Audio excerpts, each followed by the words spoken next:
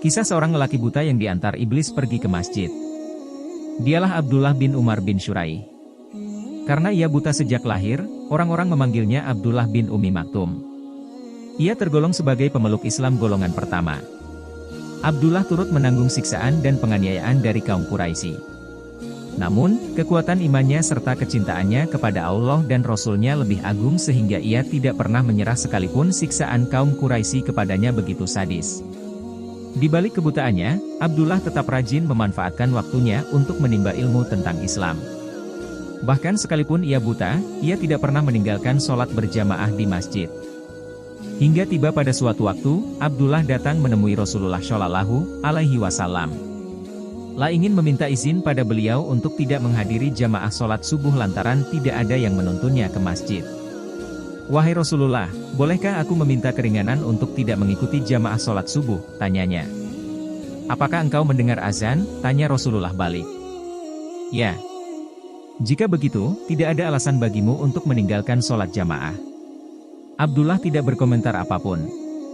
Ia menurut atas apa yang telah diperintahkan oleh Rasulullah. Bahkanlah berjanji dalam hati untuk istiqomah datang ke masjid untuk berjamaah sholat subuh. Selang beberapa saat berjalan, Abdullah tersandung batu. Ia jatuh tersungkur dan kepalanya kena batu. Darah pun mengalir. Abdullah segera mengusapnya dan berjalan kembali. Rasa perih akibat luka bukanlah penghalang baginya untuk ikut sholat berjamaah. "Hai, Paman, engkau hendak kemana?" tiba-tiba seseorang menyapanya. "Aku hendak ke masjid," jawab Abdullah.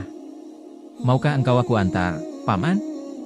"Aku akan menungguimu dan mengantarmu pulang nanti." "Terima kasih.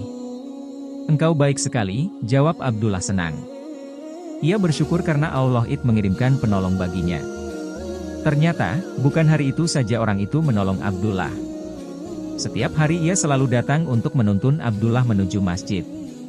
Ia menunggui Abdullah dengan sabar hingga selesai sholat, lalu menuntunnya pulang. Abdullah sangat gembira karena ada seorang lelaki budiman yang bermurah hati menolongnya tanpa imbalan. Namun anehnya, laki-laki itu tidak pernah memberitahukan siapa namanya. Setiap kali Abdullah bertanya, ia selalu mengelak.